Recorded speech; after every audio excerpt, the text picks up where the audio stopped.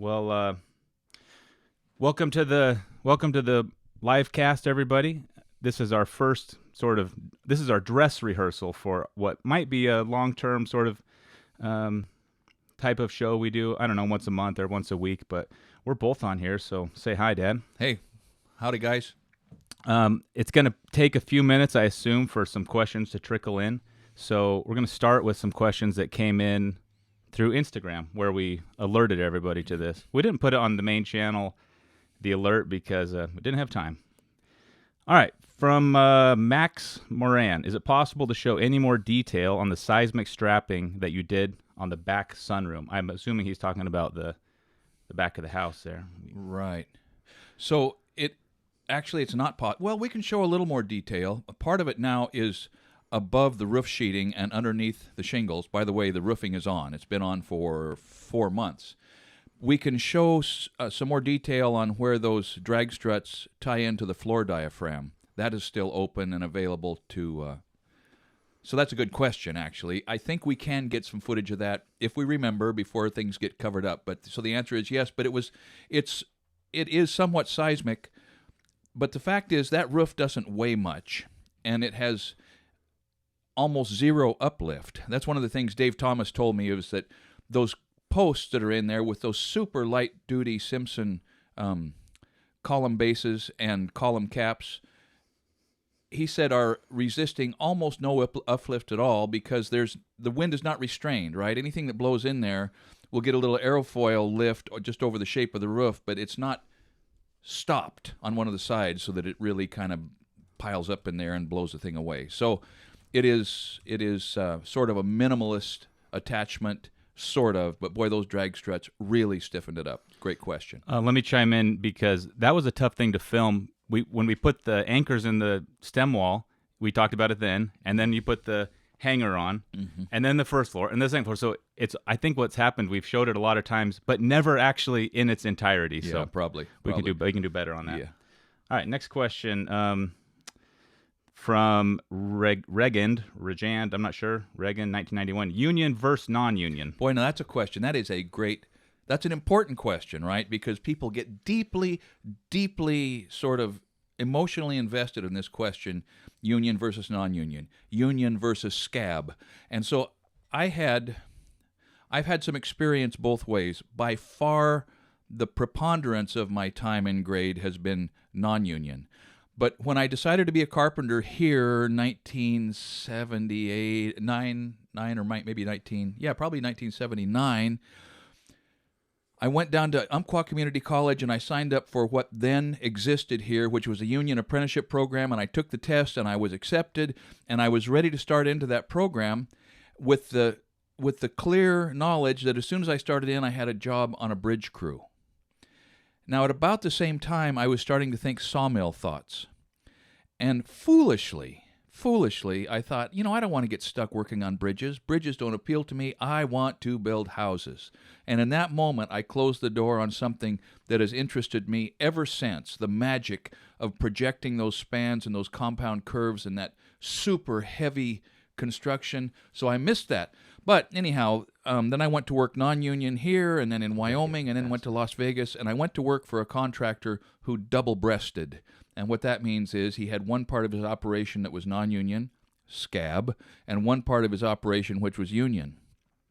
And when I learned the difference in the compensation, I thought, well, yes, I'm going to go to work union. And so as it worked out, once they found out I was productive and knew my business, they sent me down to the hall, and I was presented with a journey card, and I went to work. Now that probably really offends you guys who are committed to the union. It was, at the time, I knew that I was cutting a corner and taking advantage of somebody's connection. So I worked union for 3 years. And I have wished that I had stuck with it, because the guys I worked with have a nice pension now. And I don't. So in the rearview mirror, here's what I think about this question, is that work is a type of pain. And we take that pain upon ourselves voluntarily because of the money that we make. And we all sell our time as dearly as we can, depending on where we live and what our commitments are and what the work environment is where we're at. And everybody has to make those cost-benefit calculations for themselves. and give it their best shot, and ride the horse you saddle, and at the end of your career, you're going to look back and either you're going to think, wow, I wish I would have worked scab and learned a wider variety of things, or why didn't I work union and make it easier on my body and easier on my wallet? So I've done both. Okay, so keep sending questions in. I'm going to kind of slide over to the YouTube channel for questions now, and I'm going to start at the top here, and we've got one from Bradley Niven, and this is he's asking, can you tell me who came up with the music for the podcast? And I'll answer that. That was Jim Pitt, who's an old family friend, who's a super creative dude.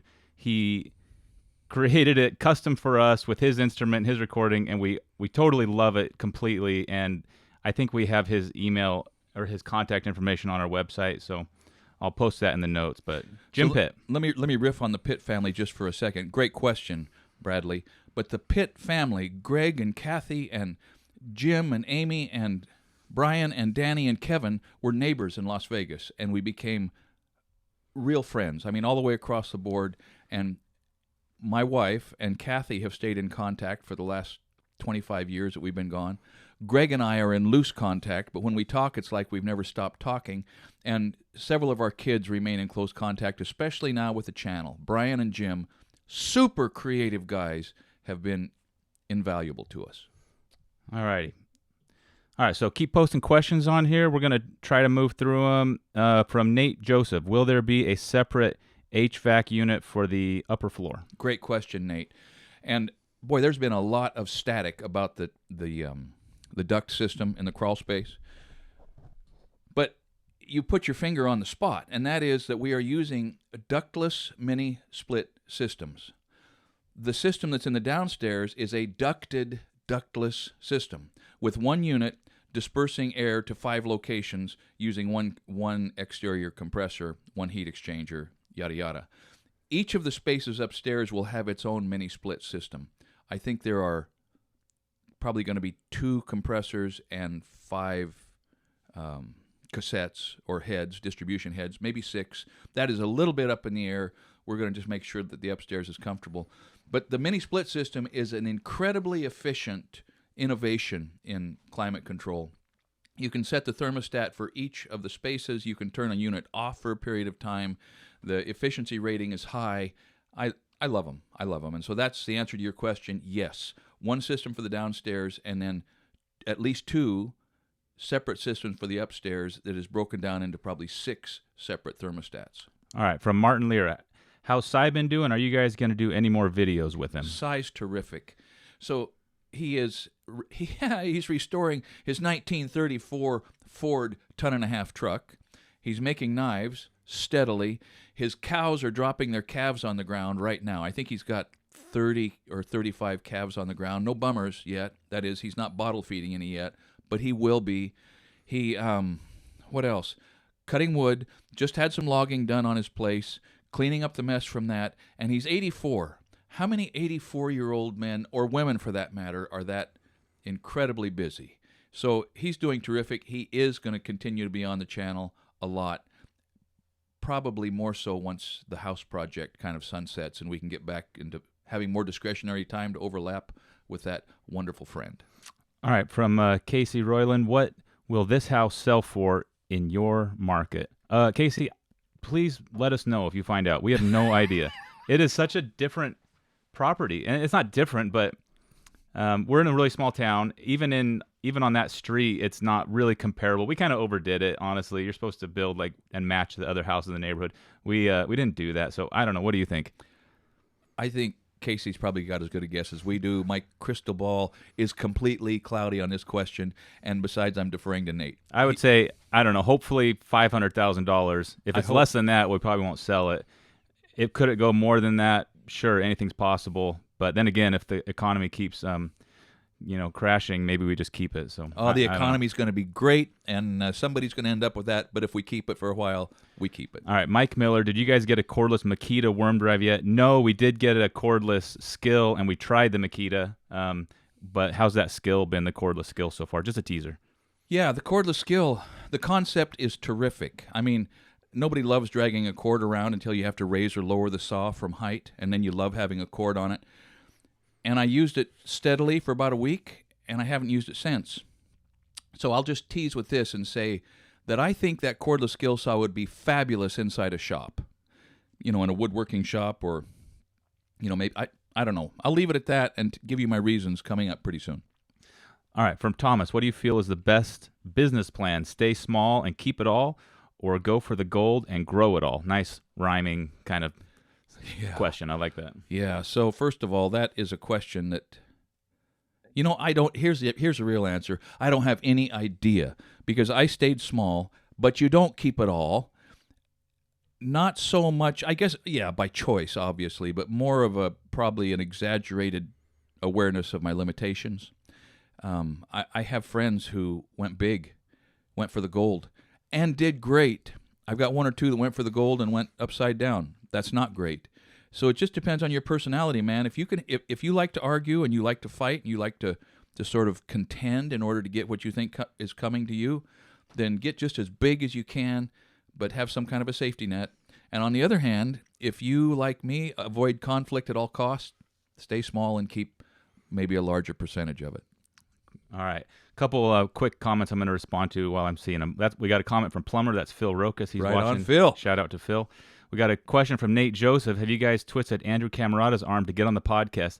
Yeah, actually, he was on the podcast. He and I had an awesome conversation, and I really screwed it with the audio. That was when we were first getting the hang of things.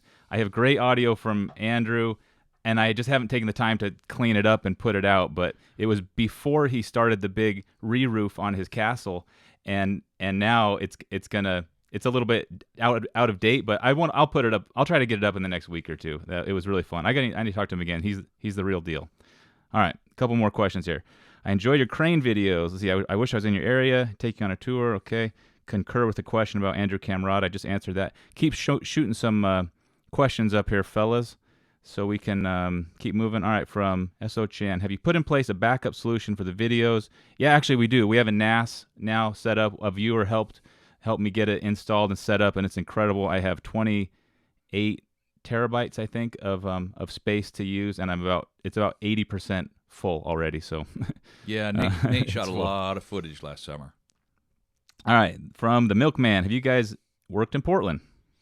I have never worked a day in Portland if you don't count driving up there to grab material on short notice when you absolutely positively had to have it on the job the next day and you don't have time to wait for delivery. So I've done that sort of work going back and forth to Portland, but I've never have.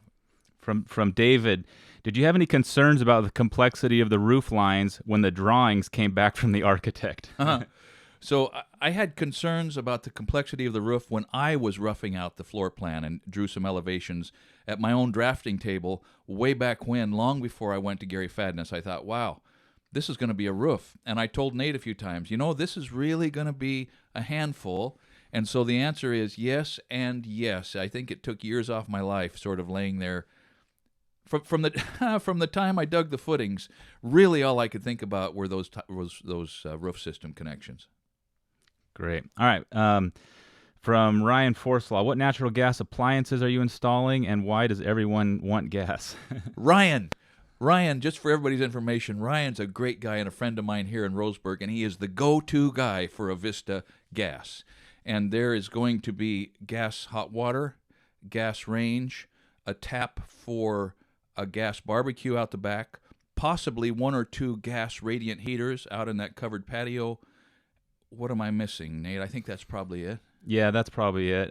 Gas is just awesome. It's less expensive and it's instantaneous. It's just and here's the thing: when the power goes out in the wintertime in a big snowfall event, your gas is still on. Yeah. So let me just say this, Ryan, before we go on to the next one, I'm going to be calling you pretty soon to set up the trench to get in and bring that around to the back pretty soon. All right, from Odysseus, have you ever had your own crews, or have you always just used one or two helpers? I've run plenty of crews on other men's payroll. But if you don't count the subcontractors, and I've had lots of the best subcontractors on the planet right here in Roseburg, but that doesn't count, does it? So really, I've always just had one or two helpers and me. But I've always thought that the nail gun was the equivalent of a man. The crane on my truck is the equivalent of a man. And, those other most important tools are force multipliers almost as much as a pretty good hand. All right. From B Murphy 1047, any update on possibly forging or selling the form setter sledgehammer? Love the information you guys provide. Thanks, B Murphy. Tell them about the hammer there. We're working on it. But Yeah, we're working on it, and it turns out it's lots harder to bring something like that, a manufacturing product, to market, because I don't have time to forge. Here's full disclosure. I don't know how to forge a hammer that beautiful. We've got a fellow, Brent Bailey, who forged that. I ground a block out of oak, talked to him, sent him the block. Man, form setter showed up, and it was a dream, still is, a dream come true.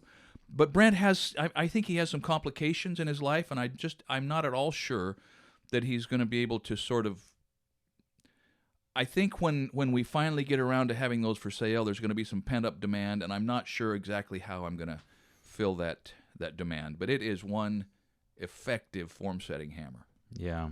All right. From Will Cullen, when and why did you first read Meditations? You mentioned this book in a video, and it sparked my interest and has subsequently changed my view on many things. That life throws at a person. So I read that, and full disclosure, I did not get every word of it down the first time I went through it because I was probably 28,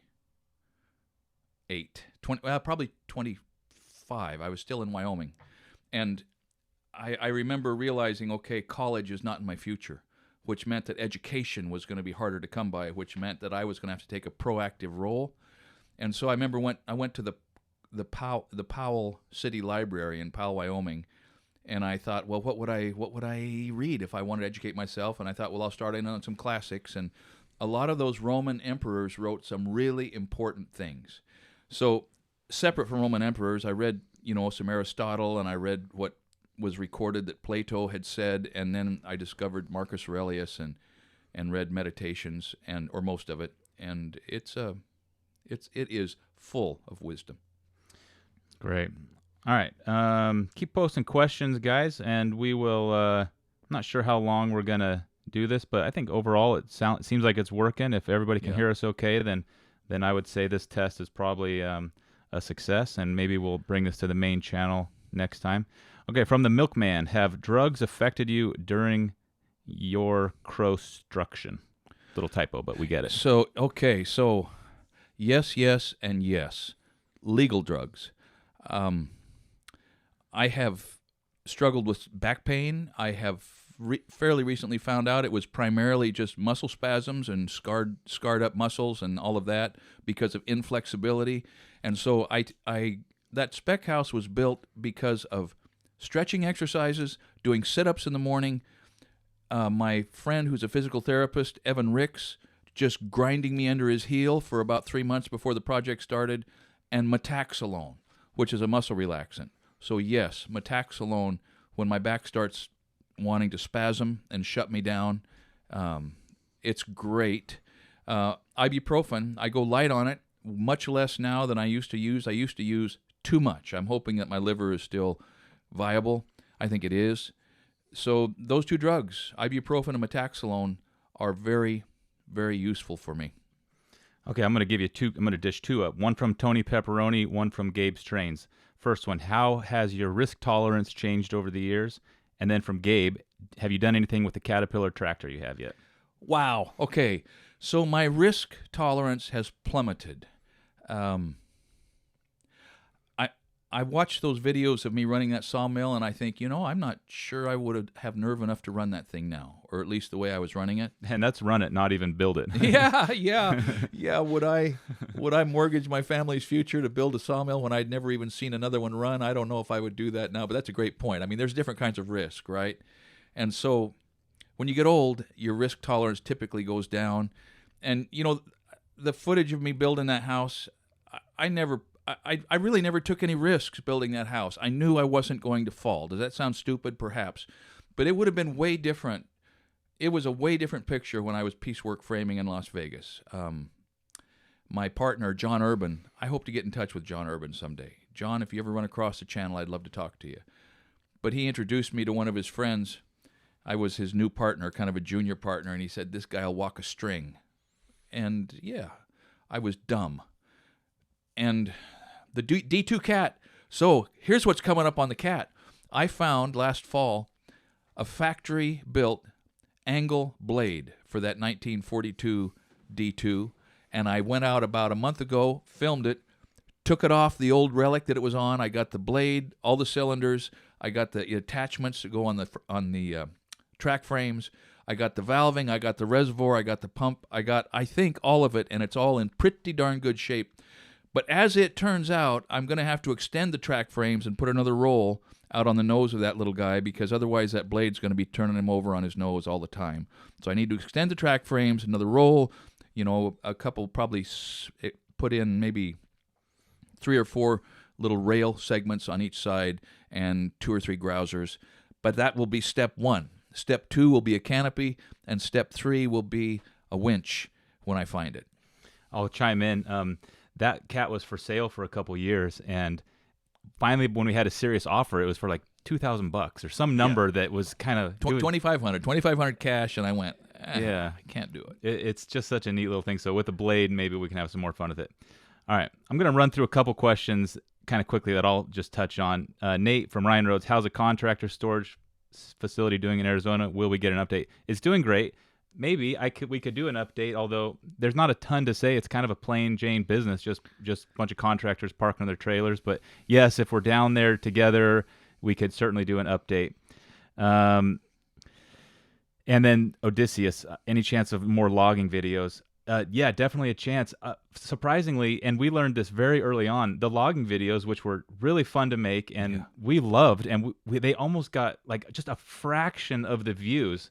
And at the time, we took that as a sign that nobody really cared about them, and so we kind of didn't spend much more energy on them. But I would like to do more. Yeah, we're going to be doing them. I mean, especially once we get that little cat built up, I've got my eyes open right now for some really nice white oak logs, because I have to get some CVG white oak drying and getting ready for a big project that I'm going to do on the house. So, yeah, we're going to play around in the woods a little bit, but it's not going to be for a year or two anyway.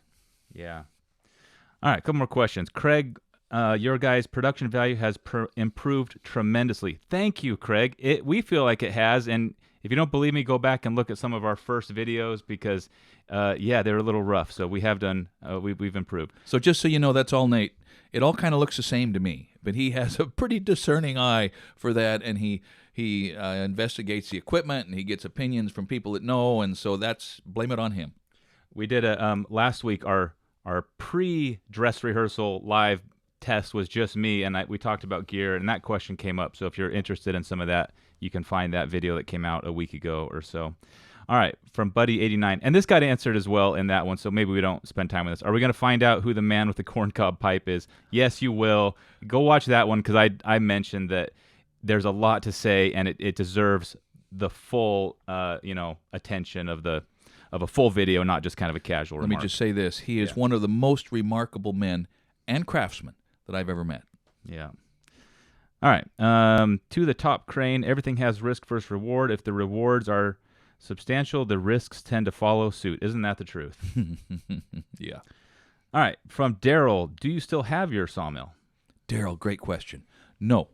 I had an opportunity to buy it back a couple years ago and passed on the opportunity. But having said that, I had the parts of a Corley, I forget the size, Corley number, I don't remember, that I sort of conveyed to another fellow who was going to build it up. I talked to him the other day, and I said, look, man, if you're not going to get that built up, we ought to talk about some other way to approach that, because it just may be that would be some good content. I don't know. That's awful deep. I mean, there is no end to that rabbit trail, so I don't know. But nope, I don't have that little Jim Dandy anymore. But it should be mentioned that the sawmill does exist. It's does up exist. the river, and it could be put in running. Maybe it is running. I don't know, but it does exist. It's up near the tip top of the Cascades, and the little shed that was over the top of it got overloaded with snow and collapsed. So it would be a project to bring that old boy back to work. Yeah. Okay. All right. Let's go for a little longer. If you guys want to toss a couple more questions up here, I'll kind of sort through them and keep teeing them up. And don't forget, if you got suggestions or ideas of how a show like this might be even better, let us know, because you guys are the guinea pigs here. And we are clueless. Yeah, exactly. All right. Jur in Wiss. was there a video of your last trip to Texas?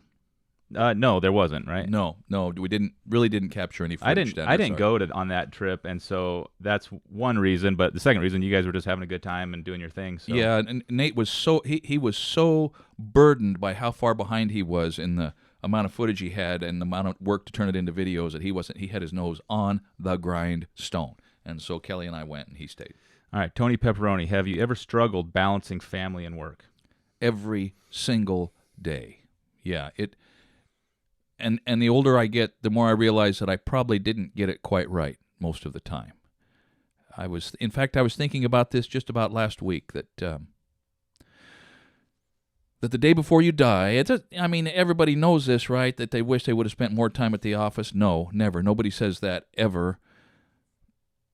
But on the other hand, the family needs you to work. So I haven't boiled this down to anything coherent, except that if you ever forget about it, you are really going to be off the reservation. So just keep it on your mind. Yeah, best thing is to find a way to work with your family, which is what we've managed to have at the moment, which is helpful. Although it's also has its own challenges. But all right, I'm gonna toss a couple up here. Number one, from Bo, when is it going to be time to retire the 044 and get the new model? And then from Stu J, did the tool tank get a new rear end? So, okay.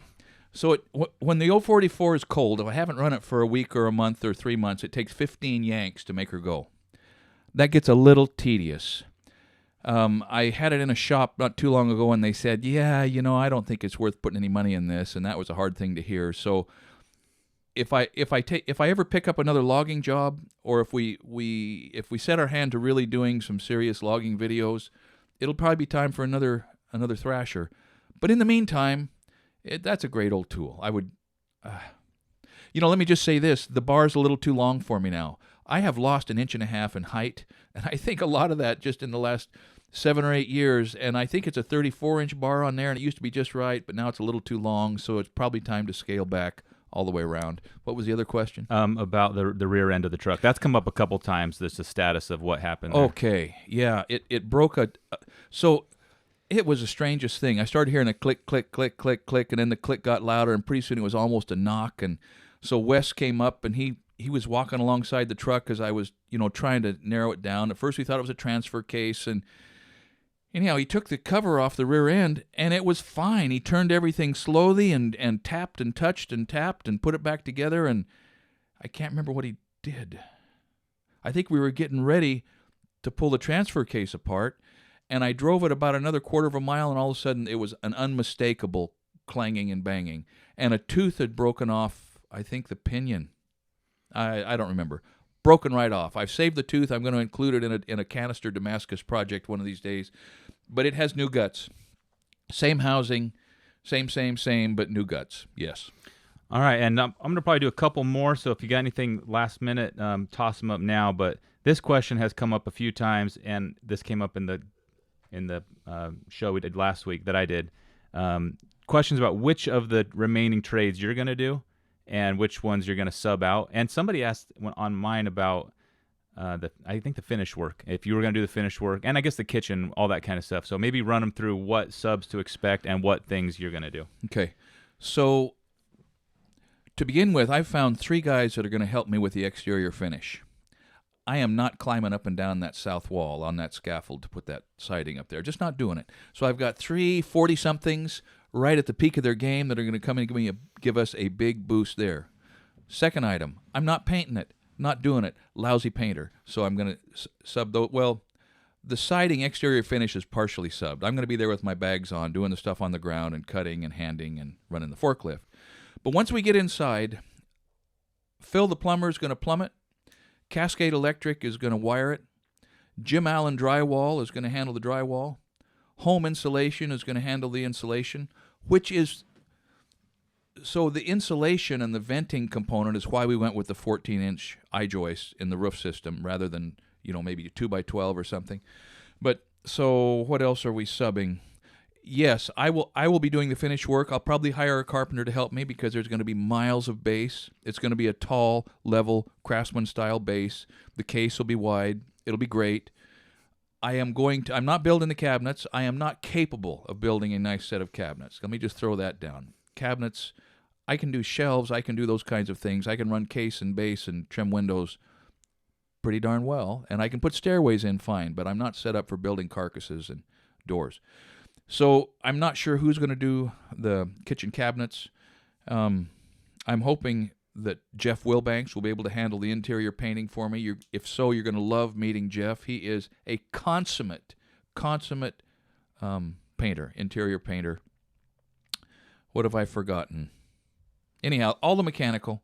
Mahalo Heating will come back and handle the mini-split ductless system. So I'm going to do the finish work. I'm going to hang the doors. I'll have somebody helping me, and away we go. Yeah, and I should mention, the roof is done, and we did not do it. That was done by a local Didn't nail pro. down one stinking shingle. And it was actually that was kind of a deciding moment, because seeing this, there's probably 10 different guys who worked on it over the course of it, and we just kind of sat back and filmed, and they knocked it out. And I think, at least for me, I kind of decided right then, let's just sub as much out of this as possible. And one of the reasons is I'm constantly wanting to put a mic on this guy to have him explain what he's doing, but especially when you're wearing a tool belt and he's got his head deep in the project, it's just hard.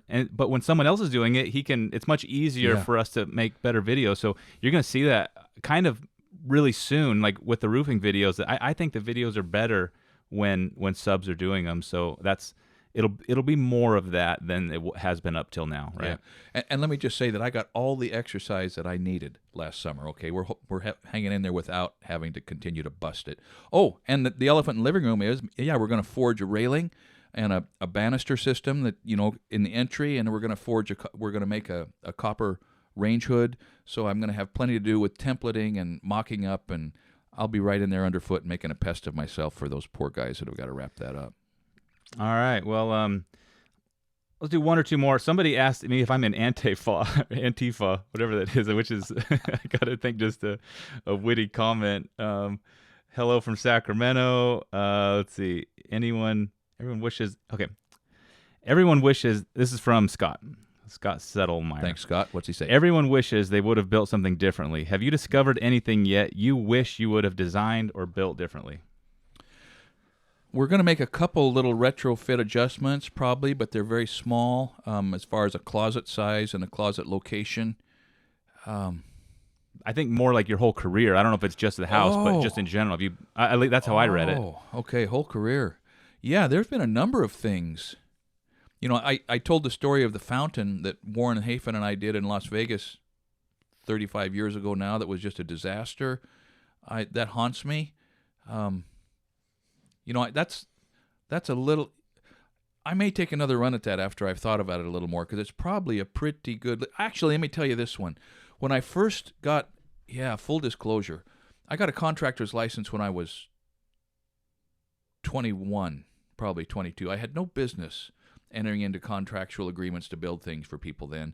And when I built all the stuff for my friends and family, I was out of work, which was probably a blessing for the other people that I may have engaged with at that time. But I built a deck for these people, and I used green Douglas fir for the whole deck. And I can remember even cutting a corner and buying some stuff that was just not that great and putting it in there. And I think those people are long since departed, but by the time I realized that I had misspent their money, I was in Wyoming, I had lost track of them. That deck probably lasted 8 or 9 years here in Western Oregon and was done. And I can't think of a more egregious example of something that I should have done differently in construction and didn't know enough to do it differently. There have probably been others, but that one stands out. Yeah, and a lot of times you're building what people ask you to build, right? Okay, there is that.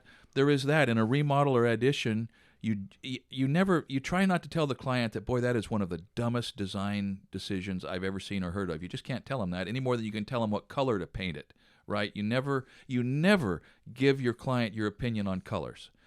But sometimes you just cannot carry the day, and you are stuck putting something in that you know is going to be a disappointment to them, though they won't admit it, and the person that comes after them is going to have a lot to say about it. So all those things are very real. Okay, well, a couple last items. Thanks to everyone who's left comments. To the Top Crane has left several nice comments, and it would be fun to have you on the show. So thank you. And thanks for the reminder for everybody to hit that thumbs up. We don't spend a lot of time talking about YouTube and how to work their algorithm. We just have tried to focus on good content. But you're probably right that doing that kind of stuff does help. So the last few questions, someone's asking when the next blacksmith projects, what the next blacksmith videos are. I think it's that sword, isn't it? Yeah. There's a sword coming out, and then to tie this into another question from Ian, maybe not a question, but there's blacksmithing that's going to happen in the house, and that's the real next major blacksmithing, right? You want to go? You want to explain those real quick? Well, first to that sword, the next thing that's coming to the channel out of the blacksmith shop, I think, is a Damascus sword. It's kind of it's somewhere between the sword that a Greek hoplite, that was their foot soldier, I think, would have carried, sort of a leaf-shaped blade, and something that you would see on the Lord of the Rings in the hands of an elven maiden, perhaps, because this is for a young woman, and it's Damascus, the whole thing, a highly figured blade, and the hilt, quillins, guard, that's Damascus, and the pommel is Damascus with an ironwood handle. And I've been going slower and slower and slower because I don't want to wreck it, and when you get closer and closer to the end, that looms large. Backing up to that question about risk, I just almost can't make myself etch and put that thing together. But that's coming pretty soon, probably within a month. Okay, a couple more here. Kevin Thomas asked, have you found a source of new anvils? We paid attention to Rhino, Nimba, is that right? Nimba, that's the Pacific Northwest. Peddinghaus and Rigid are making new anvils that are great. Those are the ones we know of. Is there more? NC. But to me, the one that looks the most interesting is the Rhino. Mm-hmm. It looks cool, and it has like from what I can tell, the highest hardness rating, and it looks like a cool anvil. Sorry, I had one more here. Well, I don't know. Maybe that's it. Anything else you want to finish on, or final points to make? I don't know. Well, we've had some slack this winter. We're rested up. My back feels good. The windows are in the house. The siding's going to be delivered Monday, and it's time to hit the home stretch on this thing. It's going to go on for a while, but I'm anxious to forge those railings. Everybody's got their head into the right design, and there may be a chandelier to go along with that. So anyhow, lots of stuff coming, and it just means a lot that you'll take time out of your day to listen to me go off about whatever I'm going off about and to come with these questions. And I appreciate Nate reading the screen because it would be hard for me to keep track of those digital details. Let me and jump still be in. Coherent. I think a couple people asked what the state of the house is right now this second compared to the videos. And the answer is it's closer than it's ever been. The roof is on, and there's house wrap on, and both of those videos are in production right now and should be out in the next week or two. And next Tuesday is siding's coming, is that right? Monday the siding's coming, and Tuesday it starts to go up. We've raised the grade. I've brought some grade up in the front porch area, compacted that. It's cleaned up a little bit. We're ready to roll. So it's at this point the videos are pretty close to the current status of the house. We had a big gap there for a while, but not anymore. Okay, I saw a question from the milkman. Have you ever killed someone? I think it's another joke question, but I guess it's not a joke. I'm hoping the answer is no. Only with bad breath, man. Only with bad breath. Yeah. Okay, Brandon, we should answer this. Has the virus affected the timeline for the project? No, it hasn't. It might have helped it, honestly, because I think some of the subs that have been planning ahead are now more interested. They might have had some of their other work canceled. So because Oregon is on a shutdown, a quarantine, but construction is deemed an essential industry, and the essential industries are functioning. And so when we start next week, the three-man crew's been working together cheek by jowl for years. They pretty well share whatever aerosol type spreadable virus they have already got or could have, and I'm going to keep away from them, and so full speed ahead. Yeah, okay. Eddie Spaghetti's asked about your Carhartt jacket a few times. You got any? I don't have the model number. I've got two. The black one, we'll try to come with the specs on that. Carhartt is great, but man, I have this heart. There's so many variables in their jacket sizes and styles and fabrics and interior lining, and then the labeling on the inside fades out, and it's really hard to sort of recreate what it actually is. And they last a while, so by the time you're replacing it, who knows Yeah. what version is the new one. They're shot. Yeah. All right, well, thanks for tuning in, everybody. If this was a success and you like this, could you put it in the comments, separate from this live chat, but put it in the comments, and if so, then we might roll the dice and do this on the main channel, although that feels like the main stage is a little more intimidating, Yeah. but I think it probably worked well, and the audio sound, I'm guessing everybody could hear us okay. Yeah, so your observations and comments are important because we have no idea what it's like on that side of the screen. So enlighten us, will you? All right, we will catch you next time. Thanks again. Bye-bye. Thanks.